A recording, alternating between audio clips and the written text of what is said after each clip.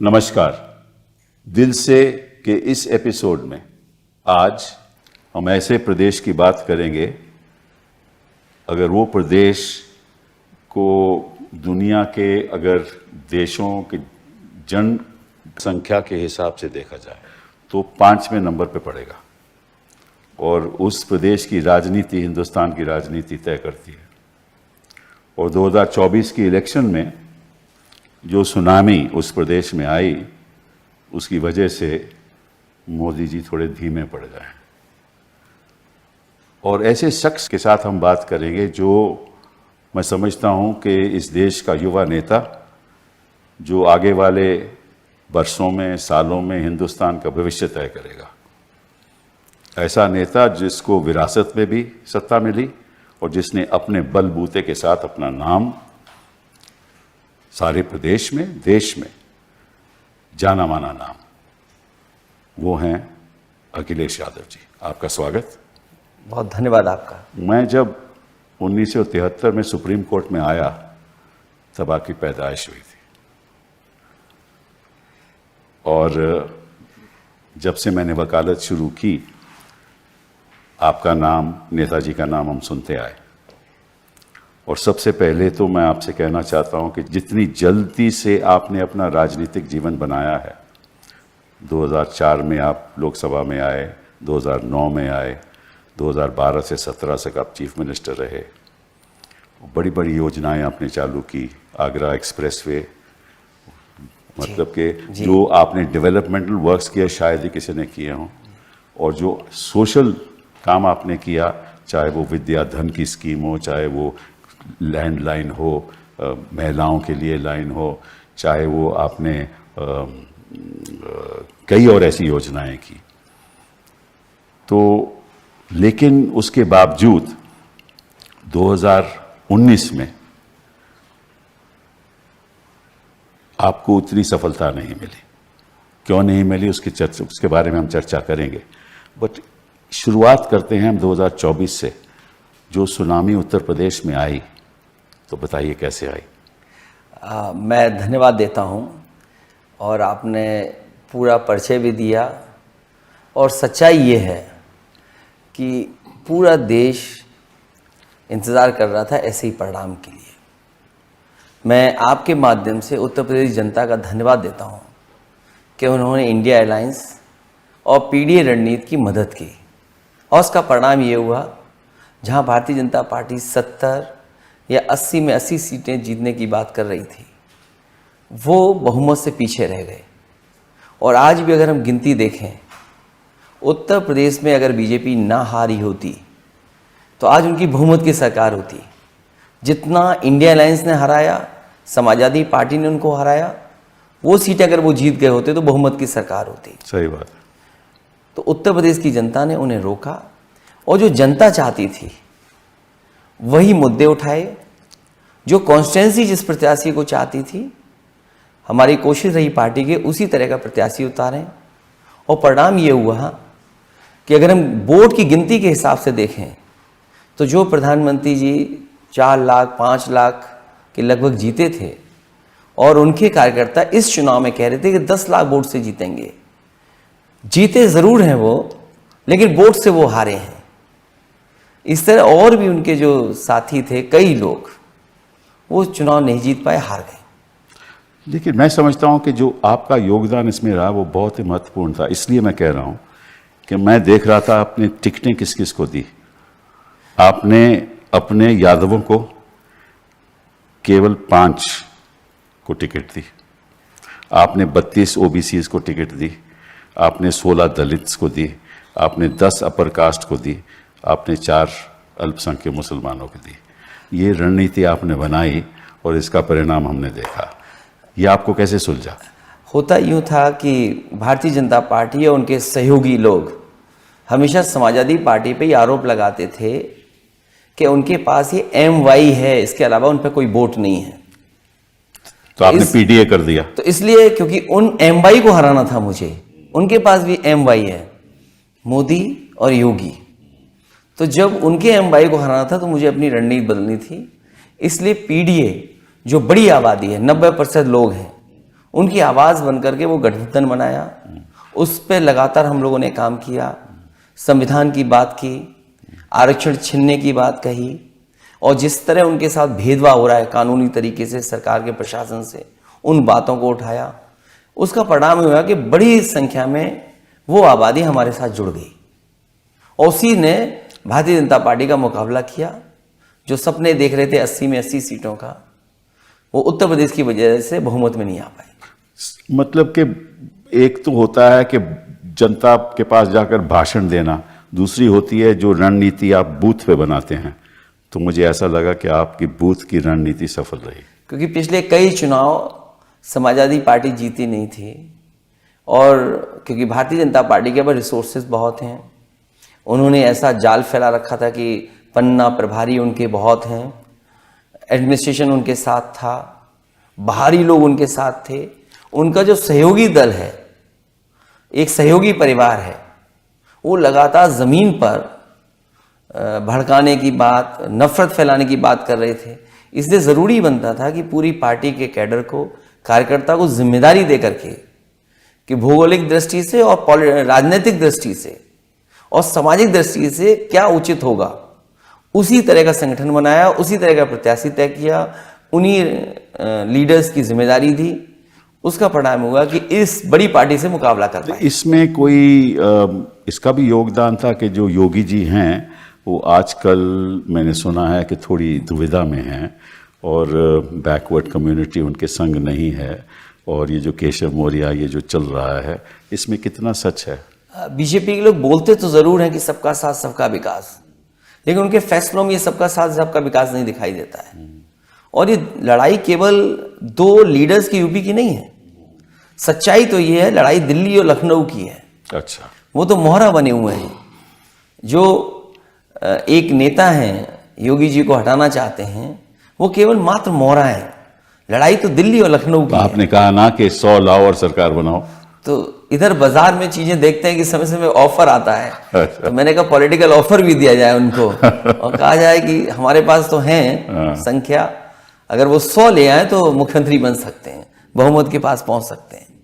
तो इसका मैं समझता हूं कि योगी जी को भी बहुत नुकसान होगा, और जो उथल पुथल जो उत्तर प्रदेश की राजनीति में होगा उसमें फायदा आपको होगा अगली बार असेंबली में।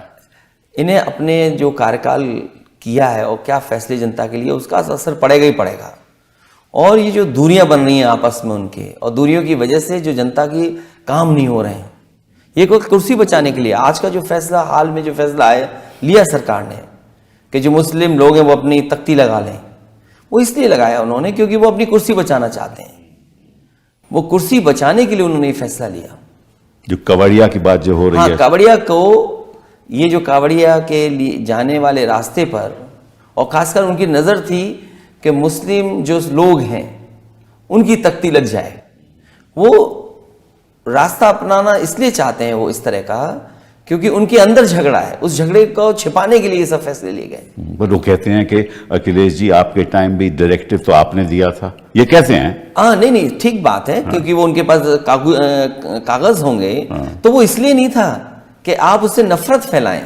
कोई भी चीज की जाती है तो रजिस्ट्रेशन होता है उसका। मान लीजिए हम अपनी गाड़ी पर ड्राइविंग लाइसेंस लगा के तो नहीं चलते हैं ना, नहीं आपने जब कोई मांगता है तो ड्राइविंग लाइसेंस दिखाते हैं। मैंने सुना है कि जो आपका जो डायरेक्टिव था वो ये था कि भाई अगर आप रेस्टोरेंट है, जो आपका लाइसेंस है वो लाइसेंस आप दिखाइए, दिखना चाहिए, दिखना चाहिए। होना और चाहिए। कोई आपका डायरेक्टिव नहीं था? नहीं, बिल्कुल नहीं। बिल्कुल तो मतलब कि ये भी एक मैं समझता हूं कि फैला रहे हैं, गलत चीज फैला रहे हैं, इनकी आदत है। क्योंकि जब बैकफुट पे चले गए, जनता इस फैसले के पक्ष में नहीं है, चाहे वो हिंदू हो चाहे मुसलमान हो, क्योंकि कारोबार जोड़ता है हमें।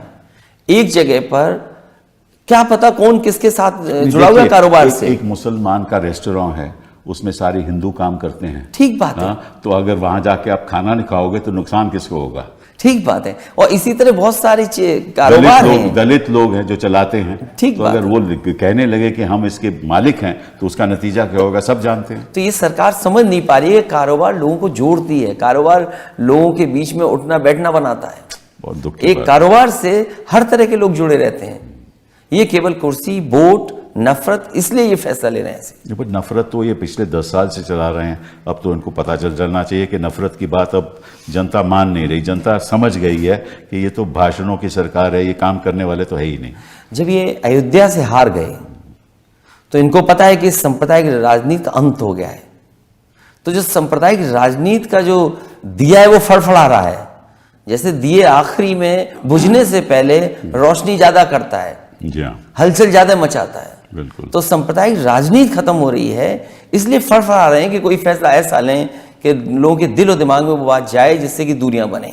लेकिन ऐसा इस बार होने वाला नहीं है। लोग नौकरी चाहते हैं, काम चाहते हैं, तरक्की चाहते हैं, खुशहाली चाहते हैं, उसके बारे कुछ में तो भला हो, बात- लोगों उसके का बारे में जीवन तो- बदले, उसके बारे में तो बात ही नहीं होती। उसके बारे में ये लोग कम सोचते हैं। केवल लोगों में दूरियां बन जाएं उसके लिए ज्यादा ये विचार करते हैं। अच्छा, ये बताइए कि चुनाव के दौरान कितनी हद तक इन्होंने बूथ लेवल पे दखल अंदाजी की? ऐसे बहुत से उदाहरण हैं, मैं दे सकता हूं। और मुझे याद है जब रामपुर का बाई इलेक्शन हुआ था लोकसभा का, इलेक्शन कमीशन की कोशिश ये रहती है और प्रशासन की कोशिश हमेशा ये रही है कि लोग ज़्यादा से ज़्यादा लोग आएँ और वोट डालें आकर के। उत्तर प्रदेश में पहली बार देखा है कि शासन, प्रशासन और इलेक्शन कमीशन भी इस कोशिश में था कि लोग वोट डालने ना आए। और ये तरीका इन्होंने वहाँ अपनाया जहाँ वो जीत नहीं सकते थे या उनको लगता था कि वो हारने वाले हैं। संभल में किया इन्होंने और कॉन्स्टिट्यूंसीज में किया, हमारी कॉन्स्टिट्यूंसी में किया। कन्नौज में अच्छा। भारतीय जनता पार्टी के जो नेता थे वो जा करके बूथ पर समाजवादी पार्टी के जो एजेंट्स थे उनको डरा धमका रहे थे और अपने लोगों को उत्साह पैदा कर रहे थे। तो मशीन से सुना है बटन भी दबाते हैं जब उनको कई मालूम- जगह गए और मैंने तो एक वीडियो डाला था जिसमें हालांकि इलेक्शन कमीशन ने कार्रवाई की। जो प्रिसाइडिंग ऑफिसर या जो उस पोलिंग बूथ पे जितने भी कर्मचारी थे वो सस्पेंड किए गए, कार्रवाई हुई उनके ऊपर। अच्छा। क्योंकि एक बीजेपी के नेता ने वहां पर उनके बच्चे ने वोट ही नहीं डाले बल्कि उसका वीडियो बनाकर, रील्स बनाकर के सोशल मीडिया पे डाला। तो वो 8 वोट डाले एक व्यक्ति ने, तो ऐसे तो और जगह भी किया होगा इन्होंने। तो मैं जब कन्नौज में चुनाव देख रहा था तो मैंने देखा कि भारतीय जनता पार्टी के लोग बूथ पे जाकर डिस्टर्ब कर रहे हैं, तो मजबूरी में मुझे निकलना पड़ा। तो तब जाकर के प्रशासन ने थोड़ी सख्ती तो की। इसका मतलब ये जो 240 भी इनके आए हैं, असलियत तो थोड़ी बहुत सी जगह हैं, फर्रुखाबाद का इलेक्शन है, इतनी लाठी चली वहाँ और इतना दबाव बनाया प्रशासन ने। सुनने में आ रहा है कि वहाँ के जो जिलाधिकारी हैं उनके पास दिल्ली से और लखनऊ से फ़ोन गया और उसका परिणाम बदल दिया। मुझे याद है अलीगढ़ का जो हमारे पार्टी के प्रत्याशी हैं उन्होंने पहले ही आरोप लगाया था प्रशासन पे, और ये आरोप लगाया था चुनाव से पहले कि मुझे हरा दिया जाएगा, और अंततः वही हुआ। पूरी जनता उनके साथ थी। आज भी वो कहते हैं कि उन्हें हराया गया। तो ऐसी बहुत सी जगह हैं जहां प्रशासन ने, और वोटिंग के दिन पर प्रशासन ने बीजेपी के कार्यकर्ताओं से मिलकर के काम किया। ये तो जाहिर है कई ऐसे खबरें हमें भी मिल रही हैं। तो इसका मतलब यह है कि 240 तो इनको खैर दिखावे में तो 240 हैं, लेकिन असलियत इनकी उससे भी कहीं और 30-40 सीटें कम रही होंगी क्योंकि वो जीत गए हैं आज, तो संख्या बता सकते हैं। लेकिन सच्चाई ये है कुछ हमारे ऐसे भी साथी हैं जिनको सर्टिफिकेट नहीं मिला लेकिन वो जीते हैं जनता की नजरों में। जी हाँ, जी हाँ।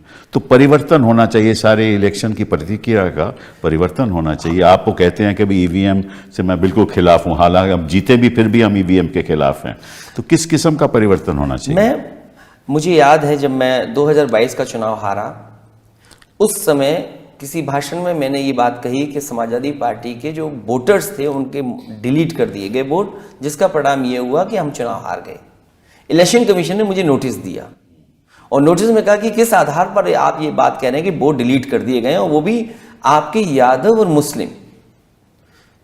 तो मैंने अपने वर्कर्स से मिलकर के और पार्टी के लीडर से मिलकर के एक सूची तैयार की और जिन लोगों का वोट डिलीट कर दिया गया था, जिन्होंने वोट पहले डाला था, वोटर लिस्ट में नाम था, वाकायदा उनका एफिडेविट के साथ मैंने 18,000 ऐसे वोट जो समाजवादी पार्टी के वोटर थे जिसमें कि यादव और मुस्लिम थे, उनको मैंने सूची इलेक्शन कमीशन को दी और इलेक्शन कमीशन ने किसी पे कार्रवाई एक भी नहीं की, आज तक नहीं की, अभी तक कार्रवाई नहीं की। अगर एक भी आरओ सस्पेंड हो जाए या एक भी अधिकारी के खिलाफ कार्रवाई हो जाती तो भविष्य में ये वोटर लिस्ट में जो जानबूझ करके वोट डिलीट किए जाते हैं वो नहीं वो देखिए जनवरी पहली किसी भी साल में वोटर लिस्ट तय होता है। जी, हाँ, 1 जनवरी कोई भी नया साल हो, उसके बाद जब इलेक्शन होता है, चाहे वो जून में हो, अक्टूबर में हो, जब भी हो, तो तब उस एंड टाइम पे लाखों की संख्या के, सैकड़ों की संख्या के वोटर की लिस्ट पे डिलीट हो जाते हैं। इनको पता चल जाता है कि किस किस जहाँ कौन सी गली है जहाँ इनके पक्ष में वोट नहीं मिलने वाला, उसी को वो डिलीट कर देते हैं। तो बेचारा जो वोटर है वो जाता है वहाँ और उनको देखता है कि भाई मेरा तो वोट ही नहीं है। तो ऐसे तो ये आम करते हैं और चुनाव आयोग इसके बाद कोई कदम नहीं उठाता। मुझे याद है आजमगढ़ में, मुझे बाई इलेक्शन जब हुआ था आजमगढ़ का, तो उस समय क्या हुआ, लोगों को घर से नहीं निकलना दिया। ठीक बात है, प्रशासन इनके साथ, पुलिस इनके साथ मिली हुई, संभल में किया, इस बार संभल में किया, तभी लोग निकले और वोट डाले। मैं अपना 3rd फेज के बाद जो पॉलिटिकल स्पीचेस दे रहा था, मैं बात यही कहता था कि वोट डालने के लिए डरोगे तो नहीं, घर से निकलोगे तो सही, आप निकल के वोट जरूर डालना, कोई रास्ता अपनाना, वोट डालना। लेकिन सुना आपका भाषण। तो ये चीजें हुई हैं और कई जगह हम लोगों ने जब शिकायत की इलेक्शन कमीशन को, तो इलेक्शन कमीशन ने कभी कार्रवाई नहीं की। मुझे अच्छी तरह याद है जब कभी भी चुनाव यूपी में होते थे, डीजीपी हटते थे, चीफ सेक्रेटरी हटते थे, या संबंधित अधिकारी जिनकी शिकायत की जाती थी उनको हटता था। सेशन साहब का वक्त था। और इस समय देखिए कि जहां बीजेपी की सरकार स्टेट में नहीं थी वहां तो अधिकारी हटाए गए, लेकिन यूपी में जो एक्सटेंशन पे हैं, जो चीफ सेक्रेटरी एक्सटेंशन पे थे, उन्हें नहीं हटाया गया, इलेक्शन उन्हीं से कराया गया। डीजीपी परमानेंट नहीं है, वो सरकार की मेहरबानी पर डीजीपी हैं, उनके खिलाफ कार्रवाई नहीं। मैं आपसे गंभीर सवाल पूछना चाहता हूं, अगर ऐसी बात है और हम सभी लोग चाहते हैं कि निष्पक्ष तरीके से इलेक्शन होना चाहिए, तो ऑपोजिशन के जो नेता हैं, दल हैं, वो इकट्ठा होकर चीफ इलेक्शन कमिश्नर के खिलाफ कार्रवाई क्यों नहीं करते? ये सच है कि इस तरह का कदम हम लोग को उठाना चाहिए, सब पॉलिटिकल पार्टीज को मिल करके। आप इसमें पहल कीजिए ना। मैं इस पर तैयारी करनी चाहिए, और इसलिए ज़रूरी है तैयारी कि कई बार लोगों को भरोसा नहीं है। जो बात पिछले सवाल में आपने पूछा था ईवीएम को लेकर के, कई देश जो डेवलप्ड कंट्रीज हैं वहां भी नहीं, उनमें अनकॉन्स्टिट्यूशनल है। अगर ईवीएम आप इस्तेमाल जर्मनी के सुप्रीम कोर्ट, जर्मनी में वहां के सुप्रीम कोर्ट ने ये कहा है कि अगर ईवीएम का आप इस्तेमाल करते हैं तो अनकॉन्स्टिट्यूशनल है, और बहुत से जगह देशों में बैलेट से वोट पड़ रहा है, तो हमारे देश में क्यों नहीं? तो आप नेता लोग बैठिए और इस पे तय कीजिए कि क्या होना चाहिए, क्योंकि ऐसा तो होना नहीं हो सकता कि भाई इलेक्शन कमीशन शासन के साथ मिला हो और एक तरफिया काम हो रहा हो। तो उससे तो इलेक्शन फेयर नहीं हो सकता है, और फिर ट्रांसपेरेंसी कैसे आएगी? लोग जान रहे हैं कि वोट किसको दे रहे हैं, उससे दुश्मनियां बढ़ रही हैं। चलिए, ये तो हो गई उत्तर प्रदेश की बात। अब देखते हैं ट्रांसपेरेंसी पार्लियामेंट में क्या हो रहा है। क्या यहाँ भी ट्रांसपेरेंसी है? आपके स्पीकर लोग, आपके चेयरमैन साहब माइक बंद कर देते हैं, बोलने नहीं देते, इंटरप्ट करते हैं। आप लोग क्या कर रहे हो? ये सवाल उठा था और उठेगा, और हमारी कोशिश होगी कि स्पीकर साहब से निवेदन करेंगे कि किसी भी लीडर का माइक बंद नहीं हो, क्योंकि वहाँ बोलने आ रहे हैं, अपनी बात कहने आ रहे हैं। अगर लोकसभा में नहीं बोलेंगे जनता की बात, तो कहाँ बोलेंगे? ये एक संवैधानिक सवाल है। आर्टिकल 105 ऑफ द कॉन्स्टिट्यूशन कहता है कि किसी भी सांसद को बोलने का पार्लियामेंट में हक है, ये उसका हक है जी, subject to rules, subject to procedure. अब हमारा लोकसभा का प्रोसीजर या राज्यसभा का प्रोसीजर, उसमें कहीं नहीं लिखा हुआ कि किसी का माइक बंद हो सकता है, कहीं नहीं लिखा हुआ। ये भी कहीं नहीं लिखा हुआ कि इंटरप्ट करना चाहिए, चेयरमैन साहब को या स्पीकर साहब को इंटरप्ट करना चाहिए। ये भी नहीं लिखा हुआ कि अगर विपक्ष प्रोटेस्ट कर रहा है तो उसको जनता को नहीं दिखा सकते आप, ये भी नहीं लिखा हुआ। तो ये चीजें अगर स्पीकर साहब कहते हैं हम नहीं करते, तो इसका मतलब कोई अधिकारी कर रहा है। जो अधिकारी कर रहा है वो संविधान का उल्लंघन कर रहा है। तो ये नेता लोग, विपक्ष के लोग क्यों नहीं ये बात उठाते? हम लोग तो ये जानना चाहेंगे उस अधिकारी को निर्देश कौन दे रहा है। वो तो ऑब्वियस है, वो तो ऑब्वियस है। तो इसका मतलब ये हुआ कि सरकार ही निर्देश दे रही है। बिल्कुल।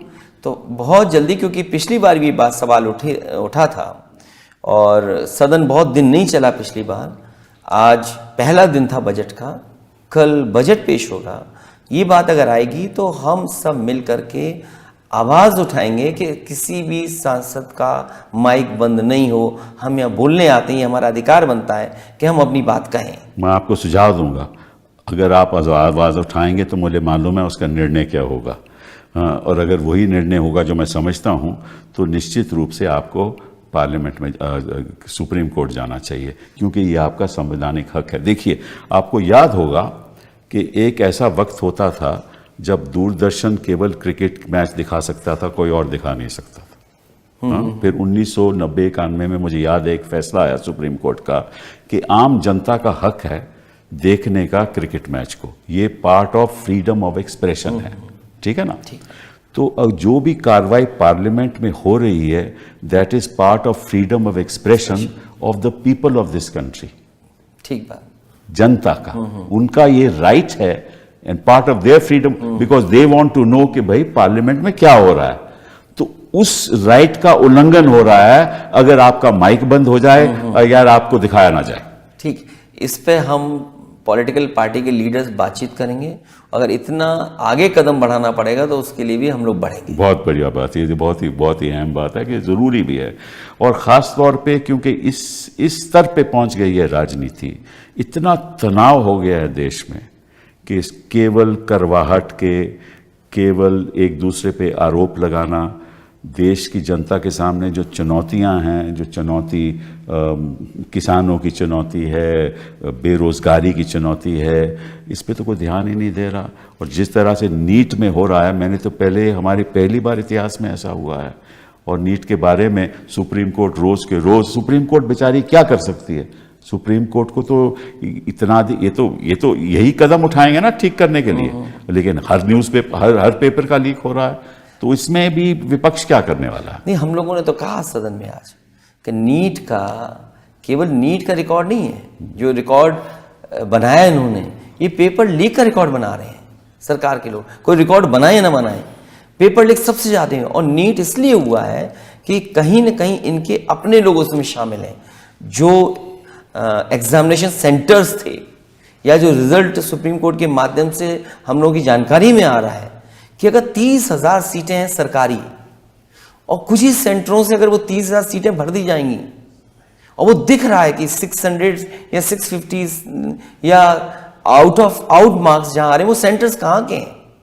सीकर का पता लग रहा है कि 2000 से ज्यादा एक ही जगह बच्चे पास हो गए जिनको इतने बड़े पैमाने पर सरकारी फिर डॉक्टर बन जाएंगे, वो फिर डॉक्टर बन जाएंगे। तो वही हमारी जान से खिलवाड़ कर रही है सरकार। कम से कम सरकार को इससे हमारी जान से खिलवाड़ ना करें, लोगों की जान से खिलवाड़ कर रही है सरकार। नहीं, बहुत ही गंभीर मामला है, बहुत ही ज्यादा। और लोग पकड़े जा रहे हैं, सीबीआई ने पकड़ा है, तो अगला सरकार को किस बात से ये रोकने की प्रयास करेगी, परीक्षा क्यों नहीं कैंसिल कर रहे हैं? सुनने में तो ये आता है कि कुछ जो अधिकारी एनटीए के जो चेयरमैन थे, उनके संबंध बीजेपी और बीजेपी के परिवार के लोगों के साथ बहुत खासम खास रहे हैं। यानी ये तो बात बहुत ही ज़्यादा गंभीर है। और ख़ास तौर पे देश में स्वास्थ्य की ऐसी दिशा हो जाए कि जिस डॉक्टर के पास मेरिट ही नहीं है वो आपका इलाज करने जाए तो क्या होगा? जान से खिलवाड़ करना सरकार की नीयत नहीं होनी चाहिए। अच्छा, आप ये बताइए, तो बात खैर हमने देखा कि पार्लियामेंट में क्या हो रहा है, क्या अभी कुछ दिन के बाद पता चलेगा बजट सेशन किस तरह से आगे बढ़ता है।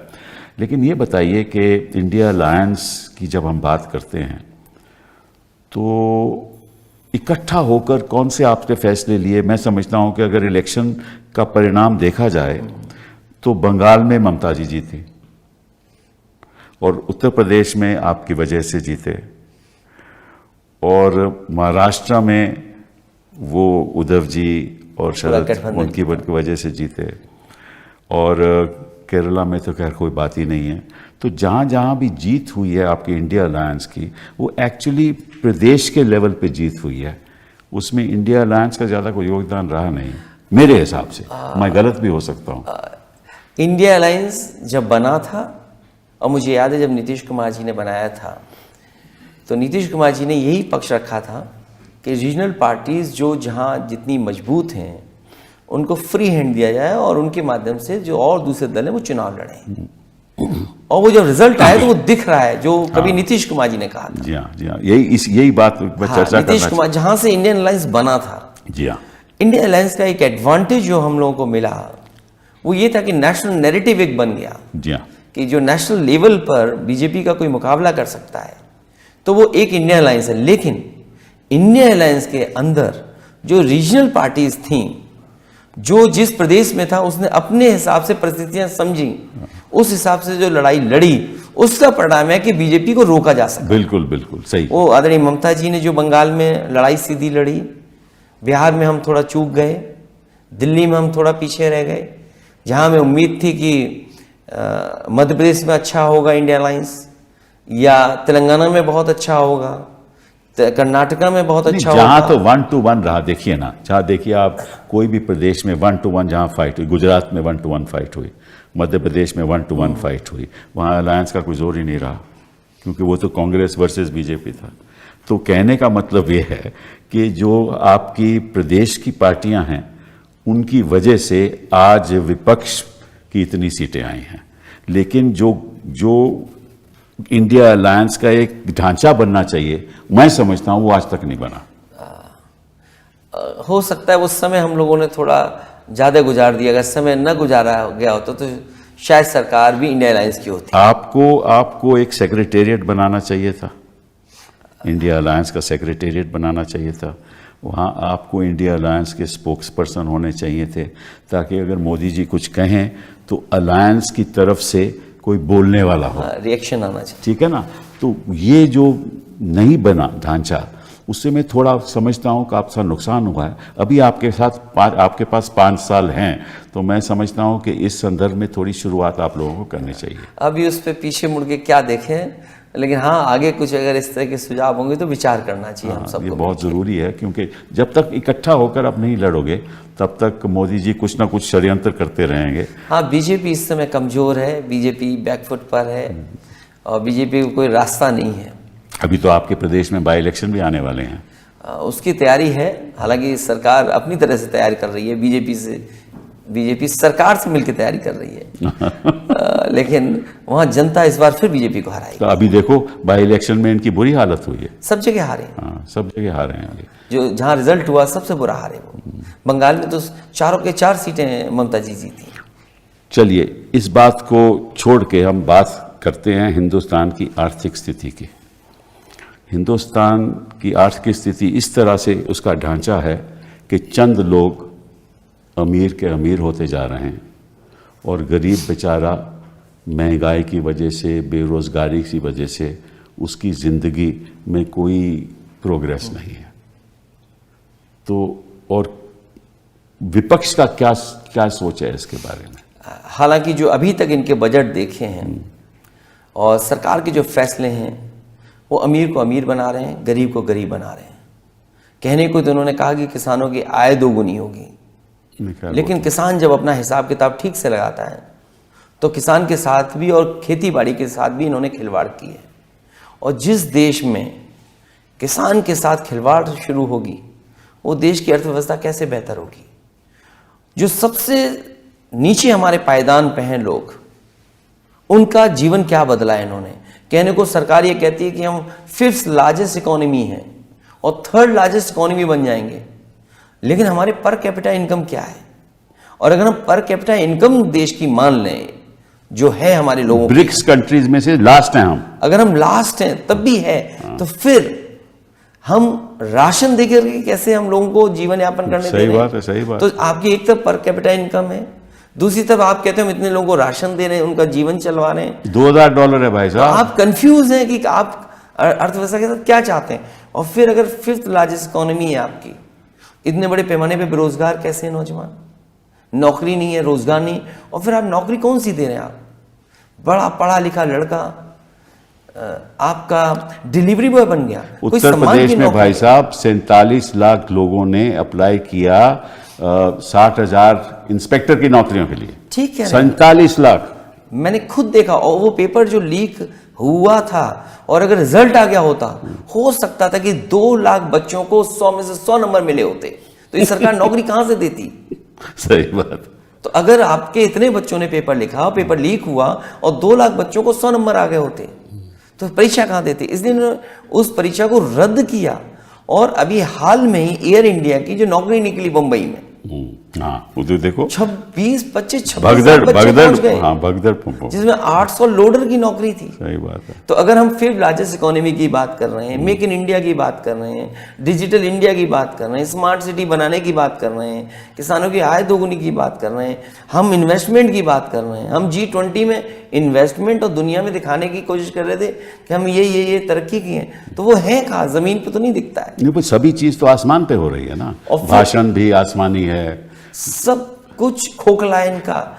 और अगर $5 ट्रिलियन की इकोनॉमी बनाना चाहते हैं दिल्ली वाले, तो यूपी वाले हमारे कहाँ पीछे हैं, क्योंकि प्रधानमंत्री वहीं से चुन करके आते हैं। वो कहते हैं कि हम $1 ट्रिलियन की इकोनॉमी बनाएंगे। जो इकोनॉमी 25 लाख करोड़ की अभी बनी है और उन्हें 80 लाख करोड़ तक पहुंचाना है, तो कैसे पहुंचाएंगे? क्या दिल्ली की सरकार मदद कर रही है? और मैंने भी कुछ दिन पहले हाउस में प्रधानमंत्री जी ने जो गांव गोद लिए थे उनके बारे में मैंने कहा कि अगर प्रधानमंत्री जी के लिए हुए गोद गांव की तस्वीर अगर नहीं बदली है, तो देश के गांव की किस गांव की तस्वीर बदली होगी? बट बिजनेसमैन जिनको इन्होंने गोद लिया उनकी तो तस्वीर बदल गई। लेकिन ये सरकार ऐसी भी है, कब किसको गोद में लेगी, कब किसको अनाथ छोड़ देगी। सही बात, तो बहुत जल्दी अनाथ भी छोड़ देती है सरकार। ये बात तो सही है, ये बात तो सही है। तो गांव की जो अर्थव्यवस्था है वो बेहतर नहीं की, स्मार्ट सिटी का सपना दिखाया, अच्छे दिन तो भूल गए।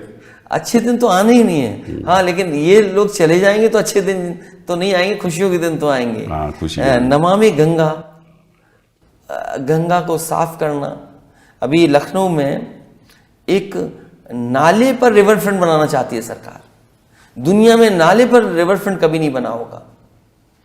कुकरेल नाला है। ये तो हर चीज यूनिक। नाले में से पहले कुकिंग भी करते थे, आपको याद होगा ना, वहां पर नाले से तो कुछ भी हो सकता है। क्या आप बता रहे हैं, किस रास्ते पे जा रहे हैं? जिस देश को इंफ्रास्ट्रक्चर चाहिए, महंगाई कम होनी चाहिए, नौकरी निकले, किसान का भला हो, वहाँ दूसरी दिशा में ले जा रहे हैं। देश की राजनीति को बदलना होगा और आप लोगों को सब एकजुट होकर इस पे बहुत संघर्ष करना होगा। और देश की आम जनता आपके साथ है। आपको शुभकामनाएं। हम भी आप लोगों के साथ हैं कि हम भी चाहते हैं कि देश उज्जवल हो और गरीब आदमी को शिक्षा मिले, सम्मान मिले और स्वास्थ्य की उसकी समस्या हो वो मैं इतनी महंगी ना हो। जब तक ये नहीं होगा तब तक देश आगे बढ़ नहीं सकता। मैं धन्यवाद देता हूं कि आपने बुलाया। बहुत और सच है यही कि पढ़ाई सस्ती हो, इलाज सस्ता हो, किसान को लाभ मिले, तो शायद हमारा देश और आगे बढ़ेगा। हम मिलके कुछ करेंगे ऐसा ही। थैंक यू, बहुत बहुत धन्यवाद। Thank you.